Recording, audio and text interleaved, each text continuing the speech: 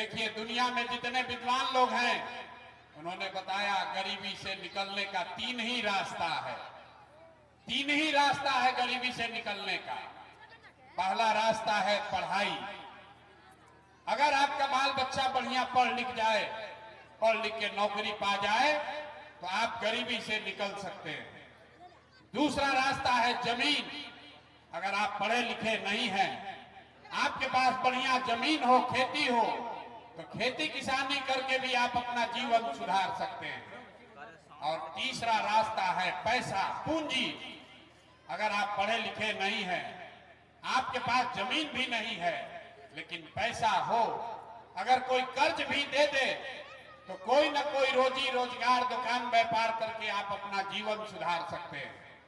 आप बिहार में अपने गांव पंचायत में, जिला में देखिए, यहां रहने वाले ज्यादातर लोगों के पास ये तीनों में तीनों चीज नहीं है। जो गरीब है उसके बच्चे के पास पढ़ने का उपाय नहीं है।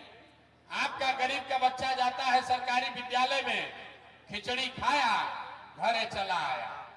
आप में से कुछ लोग पैसे वाले हैं, अपने बच्चा को प्राइवेट स्कूल में भेज रहे हैं। आपके बच्चे को भी नौकरी मिलने वाली नहीं है, क्योंकि आप स्कूल आप भले प्राइवेट में पढ़ा दीजिए, कॉलेज तो उसको सरकारी में ही जाना पड़ेगा। तो जो यहाँ पर सब व्यवस्था है, इसमें स्कूल से खिचड़ी बंट रहा है और कॉलेज से डिग्री बंट रही है। पढ़ाई दोनों में कहीं नहीं हो रहा। तो जब आपका बच्चा पढ़ेगा ही नहीं तो मजदूर नहीं बनेगा तो कलेक्टर बनेगा।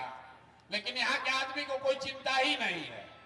ज्यादातर बच्चों के पास यहाँ पढ़ने की सुविधा नहीं है। ये नेता लोग बड़ा बड़ा दावा करता है। एक आंकड़ा याद रखिए, बिहार में 100 में 13 बच्चे ही 12वीं पास करते हैं। 100 में 13 बच्चा को 12वीं पास करने का अवसर है। 87 आदमी 12वीं पासे नहीं कर रहा है, वो नौकरी क्या करेगा? 78 साल हो गया और ऐसा नहीं है कि पढ़ाई पर सरकार खर्चा नहीं कर रही है। आपका हमारा 50,000 करोड़ रुपया हर साल, 50,000 करोड़ रुपया खर्च होता है आपके बच्चों के पढ़ाई के नाम पर, और किसी 50 को बच्चा को भी पढ़ने का उपाय नहीं है। नीचे से लेकर ऊपर तक लूट मचा हुआ। तो यहाँ जितने लोग आप बैठे हैं, ज्यादातर लोगों के बच्चों के पास अपने बच्चों के पढ़ाने की व्यवस्था नहीं है।